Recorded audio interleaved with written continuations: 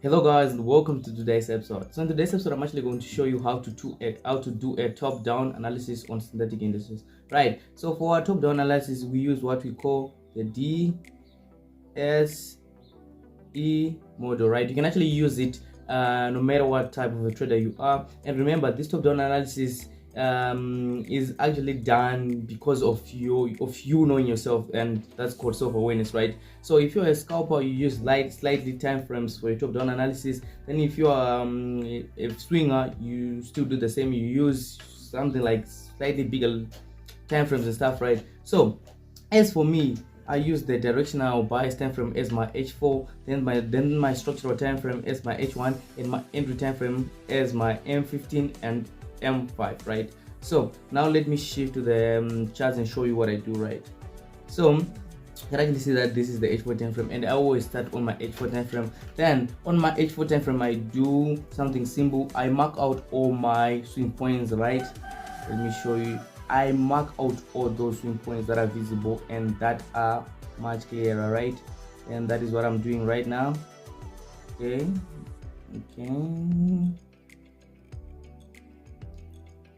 Okay, as I stated earlier, I mark out all those swing points on my directional bias time frame.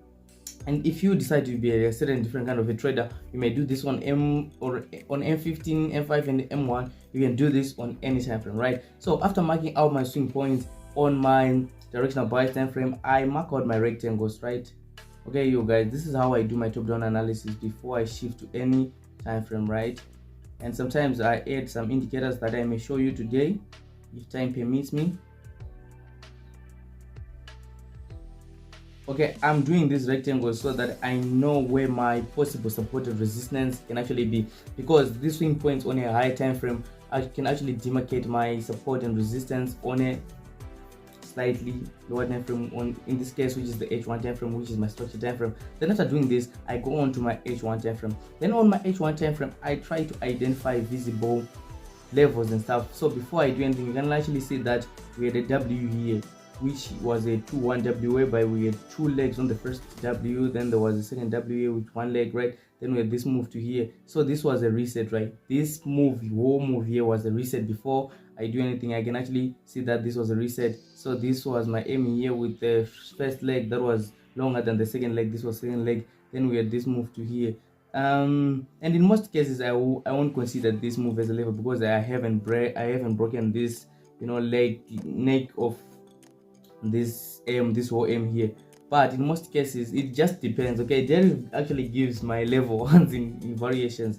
So that is why I always wait for the break of this point. So if the market moves down here, I will definitely wait for the market to come back to this resistance here. You can actually see that we have got very clear support here. For now it's actually a support, right? Because it hasn't been broken.